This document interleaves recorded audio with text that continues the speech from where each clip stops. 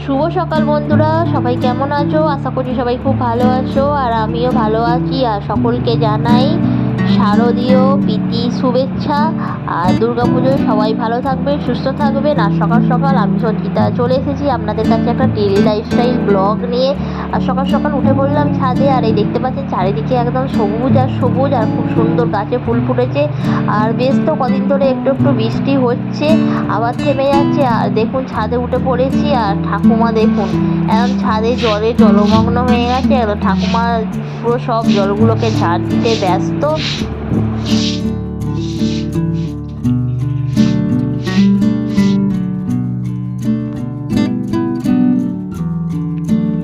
তো বন্ধুরা দেখতেই পাচ্ছেন আকাশে মেঘ তো আছেই, আর এই দেখুন পুকুর একদম পুরো জলে ভরে গেছে। আর পুকুরের চারপাশের প্রকৃতিটা তো খুব সুন্দর লাগছে।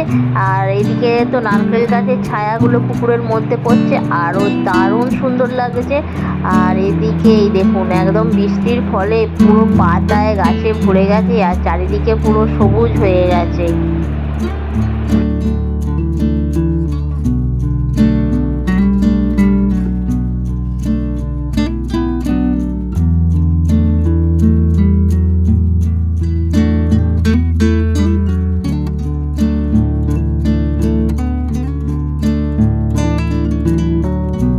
তো বন্ধুরা আমি স্নান টান করে চলে এলাম রান্নাঘরে। আর আজকে কোনো কিছু কাটাকুটি কিছুই দেখাতে পারলাম না, কারণ আজকে খুবই ব্যস্ত সকাল থেকে। আর এখানে একবারে কেটে কুটে নিয়ে চলে এসেছি, আর একটু বেলাও হয়ে গিয়েছিলো। আর আজ বানাবো আমি ফুলকপি আলু দিয়ে ঝোল, সাথে দিয়ে দেবো ধনেপাতা আর টমেটো। তো শীত তো পড়েনি, তার আগে ফুলকপির ঝোল খেতে শুরু করে দিয়েছি। আর ফুলকপিগুলো একটু ভাপিয়ে নিচ্ছি। আর এখানে তো ভাত আমার অলরেডি হবো হয়ে গেছে। আর দেখতে পাচ্ছেন করলা কেটে নিয়েছি, আর করলাগুলো ছোটো ছোটো নুন মাখিয়ে দিয়েছিলাম। তো করলাগুলো এখন ভাজছি। আর ওদিকে ঠাকুমা তো ফুলকপি মানে খাই না, তো এদিকে ফুলকপির ডাঁটা পাতা খুব খেতে ভালোবাসে।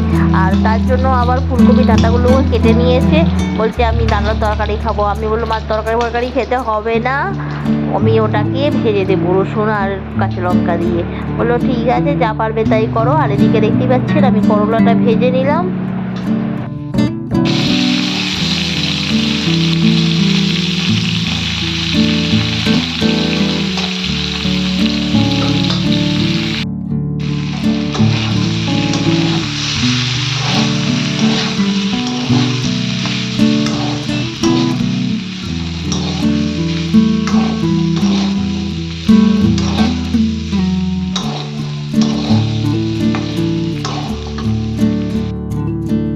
দেখতেই পাচ্ছেন ফুলকপির ঝোল আমার রেডি হয়ে গেছে।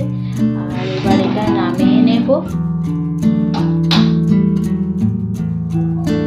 দেখতে পাচ্ছেন ঝোলের পরিমাণটা একটু বেশি করেছি, কারণ ফুলকপিটা একদম গলে মাছ হয়ে গেছে। কপির ডাঁটাগুলো আমি নুন দিয়ে ভাপিয়ে নিয়েছিলাম, আর ডাঁটাগুলো বেশ খুব সুন্দর সিদ্ধও হয়ে গেছে। আর এখানে একটু রসুন থেতো করে নিয়েছিলাম, সাথে একটু কাঁচা লঙ্কা ছিঁড়ে নিয়েছিলাম, আর কালো জিরে দিয়েছিলাম। দিয়ে এটাকে আমি ভেজে দিচ্ছি। আর ঠাকুমা তো এটাই খাবে, আর কপির ঝোল আর খাবে না। মানে কপির ঝোল খাবে না, কিন্তু কপির ডাঁটা খাওয়ার ওস্তাদ, মানে যে কোনো ডাঁটা খাওয়ার ওস্তাদ একদম পুরি। তো হয়ে গেল আমার এখানে কপির ডাঁটা ভাজা।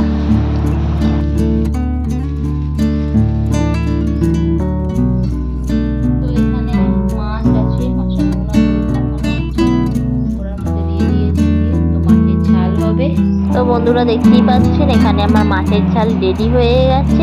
আর আজকে আমার রান্না হলো কপি দিয়ে আলু দিয়ে ঝোল, করলা ভাজা, আর কপির ডাঁটা ভাজা, আর মাছের ঝাল।